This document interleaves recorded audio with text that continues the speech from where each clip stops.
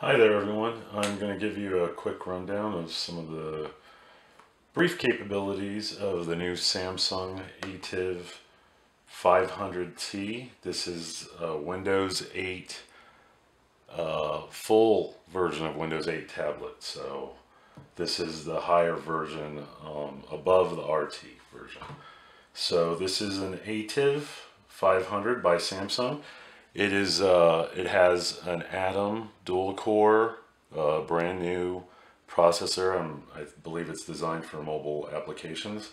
And here you can see we just unlocked it. I unlocked it actually. Normally when you unlock it, it unlocks to your start screen, start menu, which is going to be the Metro interface. As you can see, the so popular tiles now that Microsoft is utilizing. I guess it's kind of a lightweight version of their full operating system. Kind of seems like it was borrowed from a Windows phone. I've never used any Windows phones, with the exception of going way back to CE. I'm not going to even go there, but I haven't used any Windows phones in the last couple years. So I believe this is just basically a lightweight version. This is probably a little more rich, being that it's Windows 8 now. And it works pretty good. I have been using Android for a very long time, so I'm kind of more accustomed to the lightweightness. But the reason that I did buy this tablet was to get the full desktop abilities on a tablet. And I'm going to give you kind of some of my experiences as far as how that goes. I'm just going to show you real quick. This is a pen-enabled tablet, utilizing Wacom's technology in their digitizer. Samsung has been doing that, I guess, since the original Note, I believe. So as you can see, when you pull out the small, and that's one of my complaints, is that the accelerometer does seem to be a little schizophrenic sometimes, as well as a light sensor. I'm not exactly sure where the light sensor is, but I'm hoping that they'll sort out some of those issues.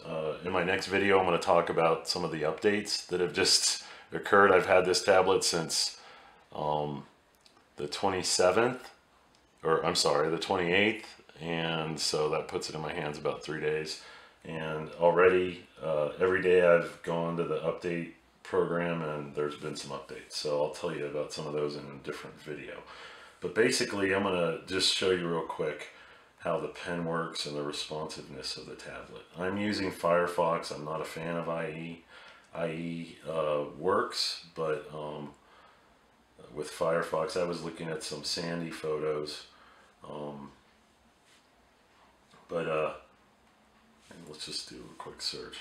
One of my complaints is that when you do click in some text boxes, that the keyboard doesn't seem to open up automatically. I'm going to dig into the settings to see if that works. Actually, I'm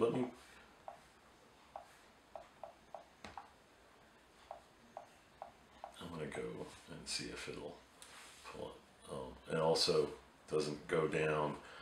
Here we go. Let's see.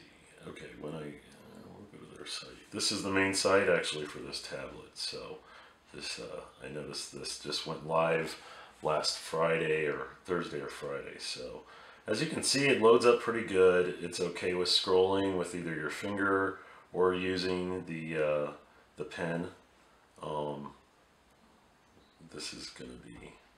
This is the Pro. Let's see, we have no sideways scrolling here, so specs. That's pretty good actually. Let's go to a different site that maybe isn't cached and see if it. Let's see. This is probably a different. No, let's see here. And that is some. I have kind of big fingers. I'm gonna call them fat fingers actually. So sometimes for me using the pen, just even for the UI, works a little bit better. So it looks like I'm missing a plugin here. I have Flash installed, but it's only for the IE right at the moment. I'll go ahead and get that. Looks like it scrolls pretty good. The nice thing about the pen, and you know, I probably will use my fingers for the majority of the UI navigation, but the nice thing about the pen, and I'm going to show you real quick, and then we'll cut this off, is using a pen-enabled app. Like I'm using Sketchbook Pro here, and as you'll see, let's see, let me make sure. Yeah, that's pretty good. So it does have. I'm pressing down, pressing down, pressing down, pressing down. So artists and such will probably get have a pretty nice, you know, as you can see here, go real light and harder. So it does. I'm not exactly sure the exact specs of how many levels of pressure sensitivity it has. And once again, it may not even be taking advantage of all of those. Some tools don't, but a very light touch works pretty nicely. And now I have actually replaced, ordered a new stylus or a new pen that should work with this. It's kind of small for me, and it's not very heavy either. I kind of like a little bit, you know, but signing, you know, signing your name, whatever you're going to do, it does seem to work pretty good. I don't know how much of these, I'm not really a pro at this. I've used it before, but, you know, there we go, light, heavy. I just, you know,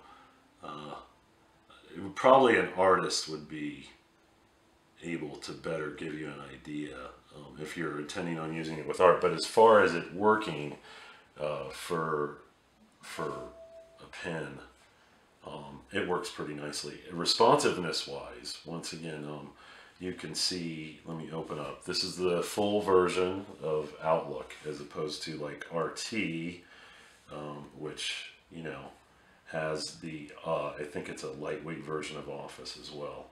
It seems to load up pretty good. You know, it does scroll, it works pretty nicely, and I'm impressed. The screen is gorgeous. The screen is just absolutely gorgeous. I have this, if you go here, some of you guys might be familiar. So it's about, you know, the brightness can go from very dark to very light, full brightness.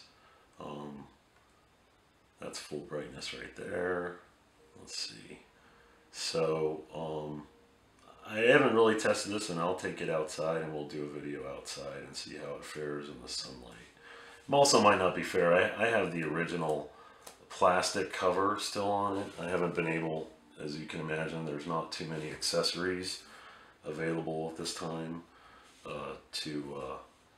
so I think because I'm using a pen and pushing down, I would prefer to have some sort of protection on there, but once again, at this time, have not been able to find a screen protector for that. So so that's pretty much it. It's definitely has a gorgeous screen. It's definitely a great size for doing these full applications.